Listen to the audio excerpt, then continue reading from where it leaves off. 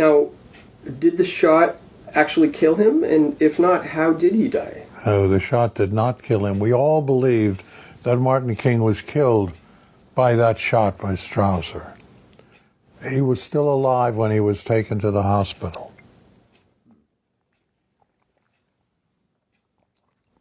He was being worked on in the emergency room of the hospital. And I think the emergency staff were trying to do their best to keep him alive. And he was still breathing and alive. When the head of neurosurgery of the hospital, Dr. Breen Bland, came in to the emergency room with two other men in suits. And he said to the people in the emergency room, "Stop working on that nigger and let him die." And then he said, after a pause, "Now get out of here, all of you. Leave this room. Get out." And he emptied the room. And as he was emptying the room, a surgical nurse was the last one out. And she heard them do this, like picking up water in their mouths. And that caught her attention, and she turned and she saw them spit on the body of Dr. King, the three men. Then she saw Dr. Bland, take a pillow and put it over his face and suffocate him. And that's how Martin King was killed. Now you can say, oh, you only had one witness. You had this black surgical nurse.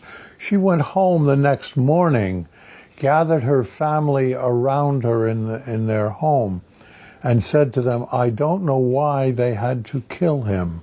And she repeated this story. And it was one of her sons who, under oath and under video deposition, told us all this story about how it happened. She saw it happened. And everyone in the room of that video deposition believed him. He was blind, and he was a diabetic victim. He had no reason to lie.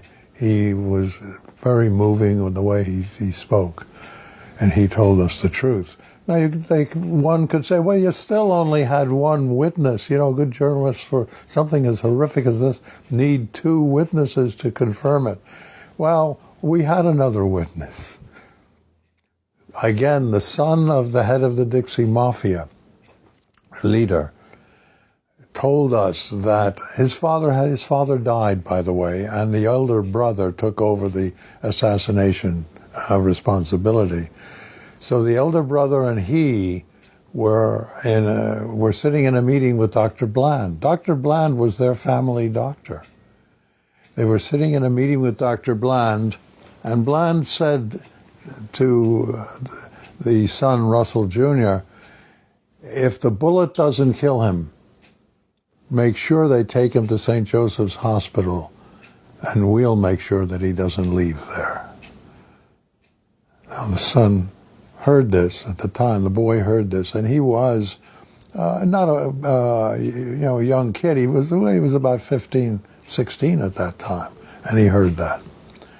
And this was a 2-day, multi-hour deposition that I did of him that brought out a lot of these facts that we otherwise never would have known.